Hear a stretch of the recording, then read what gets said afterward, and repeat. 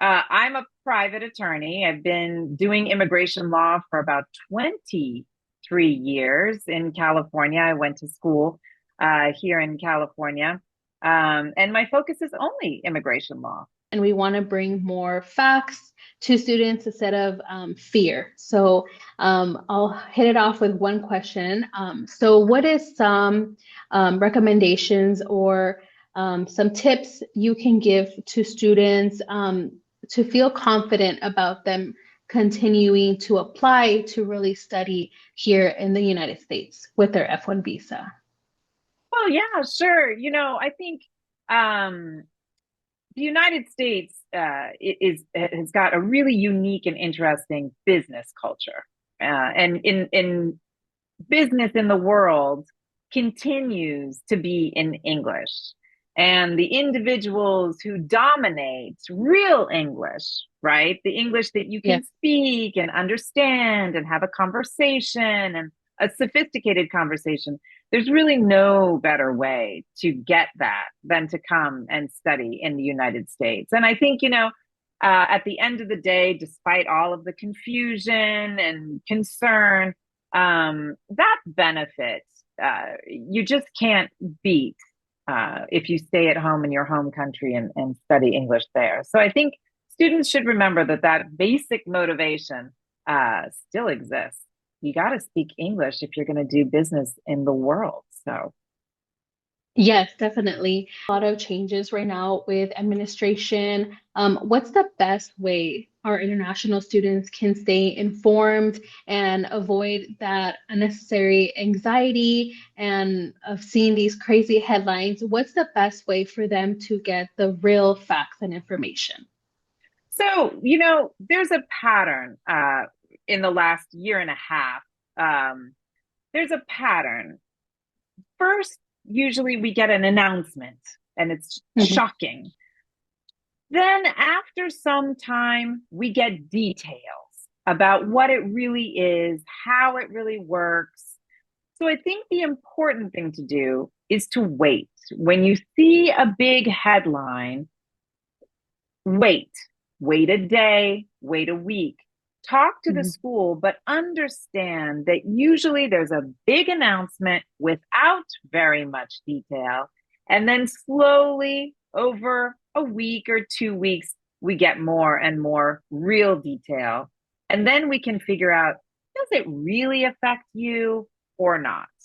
The administration also changes the rules very frequently. They announce one thing and then they have to come back and do something very different. So it's important to stay calm, wait a little bit after every announcement, of course, but having good sources of information and being patient, waiting for the details to come out, those are important these days.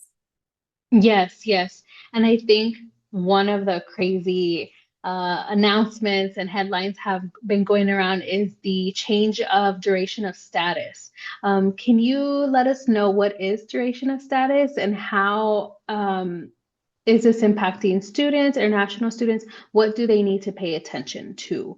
Duration of status means that a student can change to a new school, change to a new program by simply transferring their I-20 document. So, as a reminder, I'm sure all students know, but the I-20 document is what their school uses to communicate with immigration.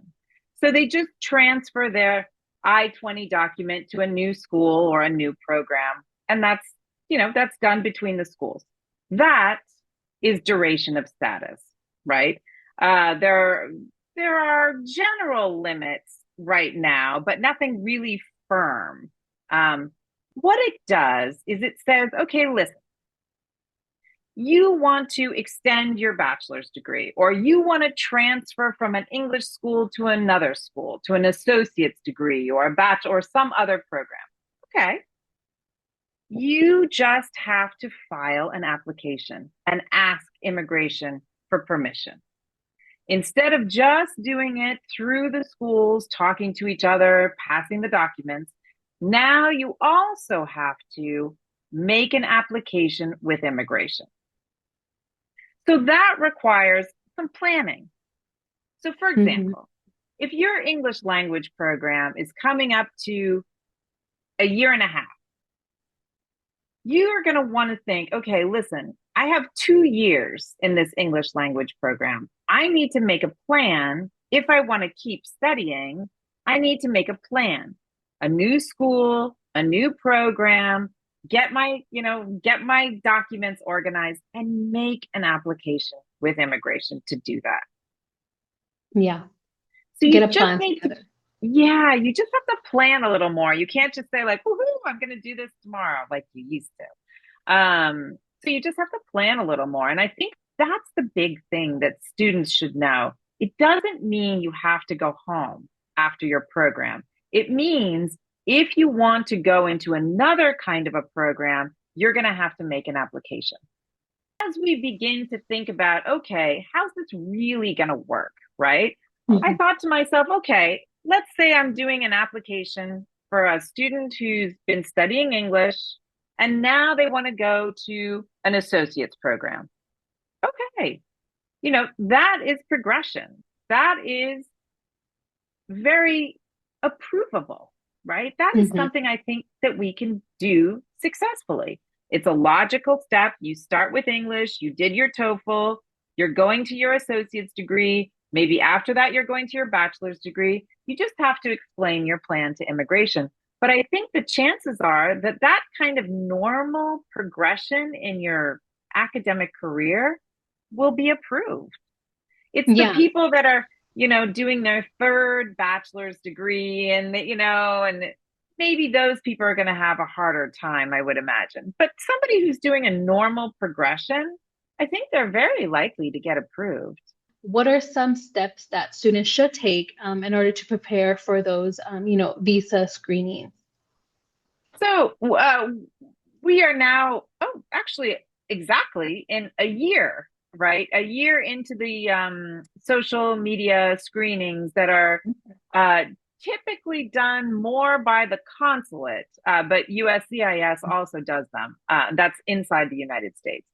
Um, it's interesting because the feedback that attorneys are actually seeing is not, there are certain people who have social media activity that's a lot of political protest. And I think that could be something that's a problem. Uh, there was an attorney that communicated to us that any kind of political protest seemed to cause a problem, no matter what it was about. So perhaps avoiding political protest is a safe choice. But what some attorneys are seeing is, listen, internships and your volunteer work, immigration considers that to be actual work, right? Like you Mhm. need employment authorization to be doing that, even if you're not getting paid. So I think students, as they're sort of building their resume and building up their LinkedIn, need to be Mm. careful when they're doing volunteer work can still be illegal work in immigration's point of view, even if you're not receiving pay. Okay. So there's a big exception for not certain nonprofit 501(c)(3)s of a certain kind, but listen, guys, you're not getting paid, but immigration still thinks it's work. So let's be careful with those volunteer jobs and those internship jobs. What are some tips that you can give to students so they can avoid, affecting their F-1 status here? So it's important. Your question is actually really important now because, uh, you know, in this new proposed rule, we have to make these applications to immigration now every time you want to extend, every time you want to change programs. And what that means in practice is that when immigration is deciding your application, they're going to be looking at you specifically. Mm. So you have to make sure that you're behaving yourself all the time because Yeah. now immigration will be looking at you every once in a while when you make these applications. So, what do students really need to be careful of that we're seeing? Contact with the police of any kind now is Hmm. causing people's visas to be revoked. Now, let me be clear about what that means. Hmm. Uh, so before, only certain kinds of contact with the police would create a problem. Now, what we're seeing is, hey, you got a speeding ticket, or you had, a situation and you were arrested by the police, but nothing ever happened, no charges filed. That was Yeah. never a problem before because nothing happened, no charges were filed. Now, what we're seeing is those people will get an email from the consulate, and the Mm. email will say, your visa has been revoked. Now, Okay. remember, when your visa is revoked, it doesn't mean you have to go back to your home country. It doesn't mean you're illegal in the United States. It Yeah. only means that if you leave the United States, you cannot use that visa to come back in. You have to go to a consular interview. Now, considering the temperature at the consulate these days, I think the chances Hmm. of getting a visa approved after it's been revoked are pretty bad, right? Yeah. So, then you make a plan.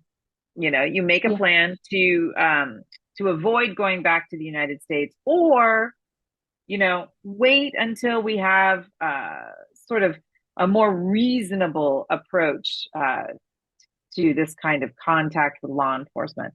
What are some tips that you could give students who are considering OPT and the future career opportunities after they've graduated? So, the new rule will probably change a little bit, or will affect in some way OPT. Now, what we believe, and it's kind of already happening, um, you know, you're going to have to really make sure you're following the rules with OPT, and even some stupid things. Like, for example, um, sometimes, the student is so excited. They finally got their OPT, they got their OPT job, they're working, they're learning about the new employer, and they're so excited. And they forget to tell their school, their DSO at their school, that they got this job and this is the employer and this is the letter, and they have, like they have to report. And so Hmm. in those kinds of situations, if you forget to tell your school, or you forget to file, or you don't file what you're supposed to give your school, the employer letter, your SEVIS account can come up as, oops, 90 days passed, we don't have an employer, so now you're done. So students really can't sort of be they have to be really rigorous about that and Yeah. make sure that they're doing that kind of stuff, and check in with your DSO. Make sure that your DSO actually put that information on SEVIS. Sometimes Okay. students give the DSO, the information, and the DSO, for whatever reason, doesn't get it inputted. So you kind of have to be on top of that, I think, more now with the new proposed rule. The fundamental rule should remain basically the same. So the Good. limits, and of course you have to make sure that your OPT job links up with your uh, area of study, right? Your field of study. So just make Hmm. sure that that actually links. Oh, good. It makes sense. It's Good. defensible. If you could give one piece of advice to every international student who hopes to come to study at the United States, their plan is to graduate, build a successful future in the US. What advice could you give?